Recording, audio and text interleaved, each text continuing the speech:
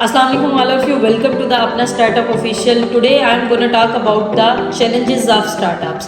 So this is the important point क्योंकि हम लोग जो है जब भी कोई स्टार्टअप स्टार्ट करते हैं या तो वो शुरू होने से पहले डिमोटिवेशन की वजह से ख़त्म हो जाता है या उसके बाद जो है बहुत सारे लोग उसको डिमोटिवेशन से ख़त्म कर देते हैं। और डिमोटिवेशन तब आती है जब हम पॉसिबिलिटीज़ को नहीं देखते, हम प्रॉब्लम्स को देखते हैं। So firstly I am going to talk about this के फर्स्ट चैलेंज जो हम फेस करते हैं दैट इज़ द कॉन्फिडेंस। जब हम किसी चीज़ को लेके कॉन्फिडेंट होते हैं कि yes I can do this, तो तब हमें पॉसिबिलिटीज़ भी नज़र आती हैं और हम वे आउट निकाल भी लेते हैं। और जब हम किसी चीज़ को लेके कॉन्फिडेंट नहीं होते हैं तो तब हमारा स्टार्टअप खुद ब खुद बंद भी हो जाता है और लोग उसको डीमोटिवेट करके ख़त्म कर भी देते हैं।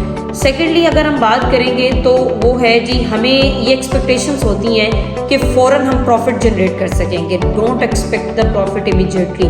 कोई भी बिजनेस ऐसा नहीं होता जिसमें फ़ौरन आप प्रॉफिट जनरेट कर सकें, उसे सस्टेन करना पड़ता है और देन हम उससे प्रॉफिट जनरेट करने की तरफ लेके आते हैं, और वो भी बाकायदा टेक्निक्स के साथ। अगर आप इन सारी टेक्निक्स को नहीं सीखते तो आपने अपनी कंपनी के हवाले से बहुत सारी अभी हर्डल्स को फेस करना है और फिर जाके आप जो है इस लेवल पे जाते हैं कि सस्टेन करने के बाद आप प्रॉफिट जनरेट कर सकते हैं। थर्डली अगर हम बात करते हैं तो that is very important point, risk management. Risk management से मेरी मुराद ये है कि प्रॉब्लम सॉल्विंग। बहुत सारे स्टार्टअप्स ऐसे हैं जो यहाँ पे आके ख़त्म हो जाते हैं। जब उन्हें प्रॉब्लम्स फेस करनी पड़ती हैं, हर्डल्स आती हैं, तो वहाँ पे वो या तो स्टार्टअप छोड़ देते हैं या किसी के हैंड ओवर कर देते हैं, कोई आइडिया चोरी कर लेता है। आइडिया है चोरी नहीं होता, जिसको ज़्यादा अच्छा इम्प्लीमेंट करना आ जाए वो उसको ले लेता है। एनी हो, इस पर अगर हम देखें तो हमें रिस्क मैनेजमेंट जितनी अच्छे तरीके से टैकल करनी आएंगी ना ये चीज़ें, हर्डल्स को जितना अच्छा हम लेके चल सकते हैं उतना हम स्टार्टअप में ग्रो करते हैं, क्योंकि हमें पॉसिबिलिटीज़ को देखना आ जाता है, हमें वे आउट निकालना आ जाते हैं। So the next point is this कि हम टाइम मैनेज नहीं करते। Time management is the biggest challenge. जब हम कोई कंपनी स्टार्ट करते हैं तो हम अपने स्टार्टअप के ऑनर भी हैं, हम ही सारी चीज़ों को डील करेंगे। आगे से हमने कोई उसकी एग्जाम्पल भी सेट करनी है कि हमने जो टीम अपनी लेकर आनी है उसके लिए हमने कोई डेडलाइंस रखनी है। कोई काम अगर हम करना चाह रहे हैं तो अगर हम खुद ही उन डेडलाइंस को मीट नहीं कर रहे हैं तो हम किसी और के लिए वो एग्जाम्पल सेट नहीं कर सकते। और अगर हम अपने काम में टाइम को मैनेज नहीं करेंगे, चीज़ें डिले होंगी। एट दी एंड होगा ये कि आपसे जो ओवर बर्डन होगा वो बियर नहीं हो सकेगा और स्टार्टअप वहाँ पे ख़त्म हो जाएगा। तो टाइम मैनेजमेंट जो है वो बहुत इंपॉर्टेंट पॉइंट है आपके चैलेंजेस में स्टार्टअप्स के लिए। उसके बाद अगर हम बात करते हैं बिजनेस प्लान की, तो बिज़नेस प्लान एज इक्वल है किसी भी जो है वो काम को करने के लिए। जैसे हमें प्लानिंग रिक्वायर्ड होती है, जब आप इन तमाम जो है वो इनिशियली जो हमारे मॉड्यूल्स आ जाते हैं इनमें से गुजरते हैं तो आपने बिज़नेस प्लान को सामने रखना होता है ताकि आप एक कंपनी को अच्छे वे में लेके चल सकें और वो ग्रो कर सकें।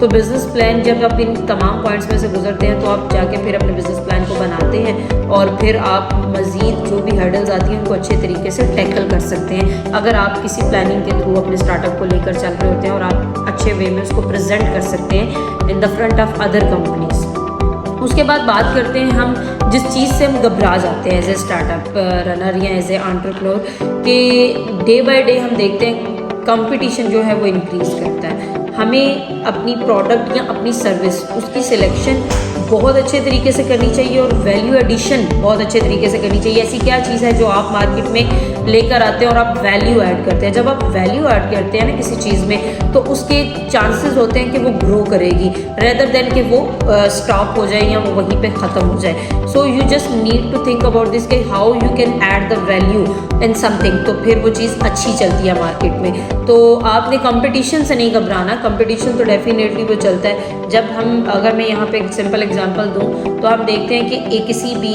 लोकल मार्केट को हम विज़िट करते हैं तो एक ही सेम प्लेस पे किसी एक चीज़ के 10 स्टॉल लगे होते हैं, वो कंपटीशन होता है। लेकिन ये है कि रिस्क सबको मिल रहा होता है। अब आपने ये देखना है कि आपने उसी मार्केट में रहते हुए उन्हीं कॉम्पिटिटर्स के सामने अपने स्टॉल में क्या वैल्यू ऐड की है कि आपका स्टॉल लोगों के लिए आई कैचिंग है या अट्रैक्टिव है। So this is the main point कि आपने कॉम्पिटिटर्स में रहते हुए compete करते हुए अपनी चीज़ सेल कैसे करनी है और एज एन एंटरप्रेन्योर मार्केट में आपने एग्जिस्ट कैसे करते रहना है और सारी प्रॉब्लम्स को टैकल करके अच्छे तरीके से सर्वाइव कैसे करना है। So these were the challenges according to me जो कि स्टार्टअप फेस कर सकते हैं और एज एन एंटरप्रेन्योर हम इन तमाम चैलेंजेस में से गुजरते हैं। तो अगर आप इनको अच्छे तरीके से टैकल कर सकते हैं तो नोबडी कैन स्टॉप यू।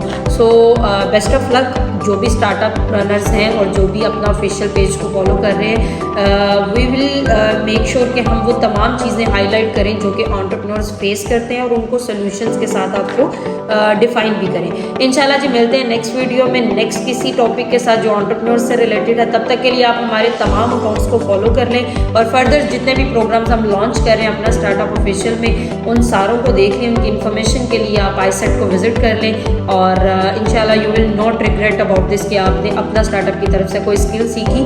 हम आपको एंटरप्रेन्योरशिप के लेवल तक लेकर जाएंगे। Best of luck for your future. Thank you so much for watching.